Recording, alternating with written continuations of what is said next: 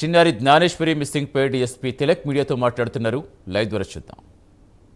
Kidnap జరుగుంటే 48 hours లేదంటే ఇంకొక 2 రోజులు ఎక్స్ట్రా పడేది. కానీ అటువంటిది ఈ రోజు వచ్చి 11వ రోజు వరకు అవుతుంది. అసలు మీరు ఏమి కనిపెట్టారు? అసలు ఎందుకు వాళ్ళకి ఏమైనా కిడ్నాప్ అవ్వంటే ఏ విధంగా అవ్వచ్చు ఏంటి అసలు? లేదు, ఇది defence of an terrain and possibilities మీద ఆధారపడి ఉంటుంది. ఇది కిడ్నాప్ అనేది 48 గంటల్లోనే చేయాలని 36 గంటల్లోనే డిటెక్ట్ చేయాలని కాదు. అక్కడ ఉన్న పరిస్థితులను బట్టి అక్కడ టెరైన్, ఇక్కడ టెరైన్ ఎలా ఉందో చూశారు. కంటిన్యూస్గా వర్షం పడుతుంది. ఆ రోజు కూడాను పాప మిస్ అయిన గంటన్నరకి 2.5 గంటలు కుండపోత వర్షం జరిగింది.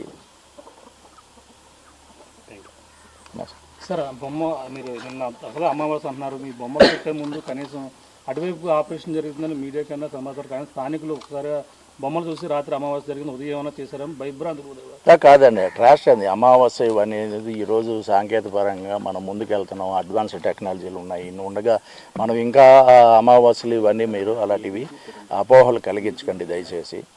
ఈరోజు ఎందుకు చేసామంటే ఇది is one of probability means ఆ రియల్ టైంలో 12 గంటలకి ఒక పాపని అక్కడ చూసి ఏవో జంతువు తీసుకెళ్ళి ఉంటే ఆ విధంగా రీకన్స్ట్రక్షన్ ఆఫ్ సీన్ అంటారు దీన్ని.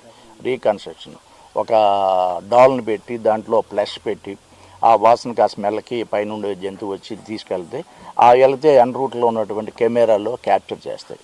అంటే ఆ సమయానికి విలేకరులందరూ ఇక్కడే ఉన్నారు కదా సార్, కొంచెం సమాచారం అందిస్తే మీరు అది తప్పుడు సమాచారంగా వెళ్ళదు కదా సార్? లేదు, దాంట్లో మిమ్మల్ని ఏమి అవాయిడ్ చేయడానికి కాదు. దానికి ఏమంటే ఒక తప్పుడు కథనాలు వస్తున్నాయి మీడియాలో అని మీరే చెప్తున్నారు.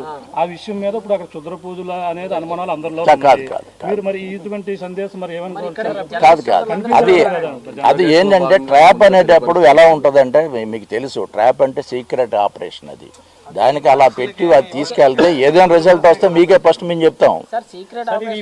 రిమోట్ కంట్రోల్ ఏరియా సార్, ఇది non remote control area sir. ఇది అసలు ఏంటి సార్? రిమోటే కదా, కొండ మీదకి మనం మామూలుగా ఎక్కలేం కదా. ఎక్కగలమా? కాదు సోదరా, నువ్వు కొండ మీదకి మామూలుగా ఎక్కగలము. మనం స్టీఫ్ అప్ మోకాల పర్వతం ఇప్పటికి 6 సార్లు ఎక్కి దిగాము. సార్, పాపకున్న ఒకే ఒక క్లూ కుక్క చనిపోయింది. కుక్క సంబంధించిన దానిపై అదే రాంగ్. పాపకు ఉన్నది ఒకే ఒక్కటి క్లూ కుక్క అని కాదు. అది డిఫెన్స్, అది it is one of chance. అది వన్ ఆఫ్ ఛాన్స్. ఆ రోజు కూడా పాపతో వెళ్ళిపోయింది. మళ్ళీ అది 4 రోజుల తర్వాత వచ్చింది. అంటే దీని మీద అంటే కుక్క కన్నా అక్కడ డాగు కన్నా బలవంతమైనది అంటే ఓ జంతువు అవ్వచ్చు, ఓ మనిషి అవ్వచ్చు చేశారు. అందుకే అది ప్యానిక్ అయిపోయింది. ఆ పాపతోని తిండి కానీ పడుకోవడం కానీ ఆడుకోవడం కానీ అటాచ్మెంట్ ఉన్న ఆ డాగు అది అక్కడ చూసిన దాన్ని ప్యానిక్ అయిపోయి మన దగ్గరకు వచ్చి సొంత యజమానురాళ్ళే ఆ రోజు కరిచింది. కాబట్టి ఆ రోజు మేము డాక్టర్ గారిని కూడా తీసుకొని ట్రీట్మెంట్ ఇప్పించాము.